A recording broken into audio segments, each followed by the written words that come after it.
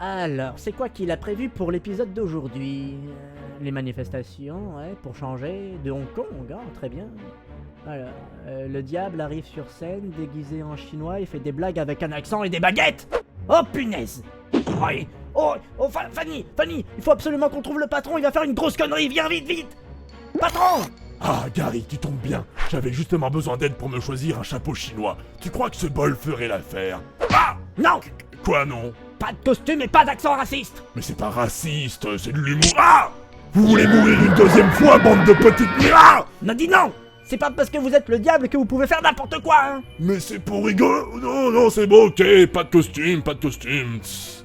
Tiens, on peut plus rien dire en enfer. Bonjour et bienvenue pour notre débrief habituel. Pour la première fois depuis le début de l'émission, nous allons parler d'un autre pays que la France. Et oui, aussi surprenant que ça puisse paraître, la France n'a pas le monopole des gros cons.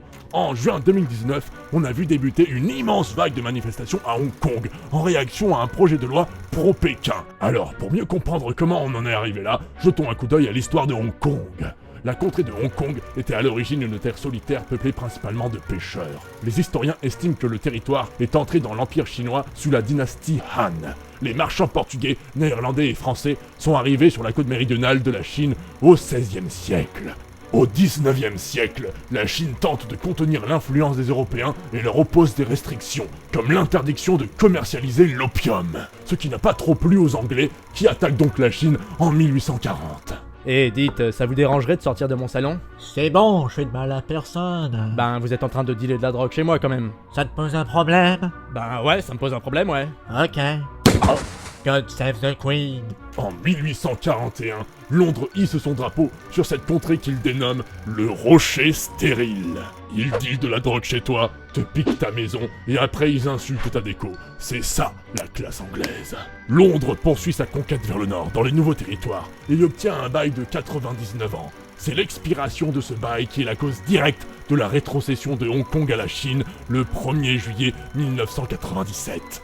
Pendant l'ère coloniale, Hong Kong se mue en centre d'affaires dont le port est parmi le plus fréquenté du monde.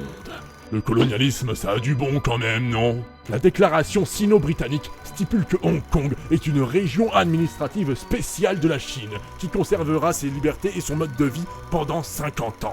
C'est un peu comme quand tu prends un bail pour ta maison, mais là, si tu renouvelles pas, on te prend tes libertés, ton droit de vote et Internet. Du coup, c'est un peu la situation dans laquelle on se trouve à Hong Kong en ce moment. Mais qu'est-ce qui a déclenché cette immense vague de protestations cet été? Parce que bon, c'est pas la première manifestation de masse qu'on a vue à Hong Kong. En 2003, un demi-million de personnes manifestent contre une loi sur la sécurité nationale. Ah, la sécurité nationale, la meilleure excuse jamais trouvée pour niquer les libertés des gens. En 2014, d'autres manifestations ont lieu à Hong Kong. On les appellera le mouvement des parapluies, car les manifestants se protégeaient des lacrymos avec des parapluies.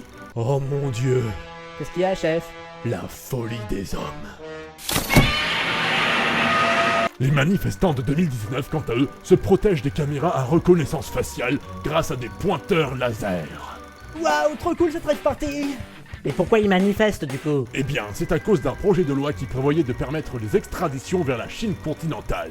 Le gouvernement prétend que ça comblera un vide juridique, alors que pour les détracteurs, ce projet placera la population à la merci d'un système judiciaire chinois opaque et politisé. Je vois pas du tout de quoi vous parlez. Je suis pas content du système! Et du coup, comment a réagi le gouvernement de Hong Kong face à ces manifestations? Eh bien, laissez-moi vous lire quelques magnifiques citations des dirigeants hongkongais et pékinois. Ceux qui jouaient avec le feu périront par le feu. Ne sous-estimez jamais la ferme détermination et la puissance immense du gouvernement central. Les manifestants seront châtiés. Ça, c'est bien parlé, ils devraient en prendre de la graine chez nous. Le 21 juillet, les manifestants se sont fait attaquer par des hommes en blanc faisant partie des gangs et des mafias locales pendant que la police les regardait sans rien faire. Et là, les gangs ont fait le boulot des policiers à leur place, c'était super. L'ONU condamne vos violences policières! Qu'est-ce que vous allez faire maintenant, hein? Et du coup, après, on a mis en prison les manifestants en train de crever par terre. C'est trop drôle. Finalement, le 9 juillet, Carrie Lam, la chef du gouvernement hongkongais, a déclaré que ce projet de loi était mort. Depuis, le peuple hongkongais demande d'autres avancées sociales, parce qu'ils sont jamais contents. Enfin, il y a une chose qu'il faut retenir de cette histoire, c'est que l'arme la plus puissante, c'est la chanson française. En effet, l'hymne des manifestants est devenu Les Misérables de Michel Sardou. Enfin, la version anglaise de la chanson, interprétée originellement par Michel Sardou en 1980 plus exactement. Alors, pour contrer la bande de bobo-gauchistes pro-démocratie de mes deux qu'on a chez nous, j'ai une proposition à vous faire. Tu fais grève, alors je te bouscule, pour que tu te réveilles pas, comme d'habitude. Pour toi, un crochet du droit, un bon coup dans le foie, comme d'habitude. Ma main te met en PLS, presque malgré moi comme d'habitude. Qui puis-je?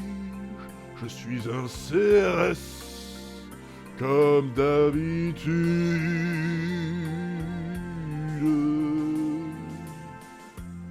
Merci d'avoir suivi ce débrief sur les manifestations à Hong Kong.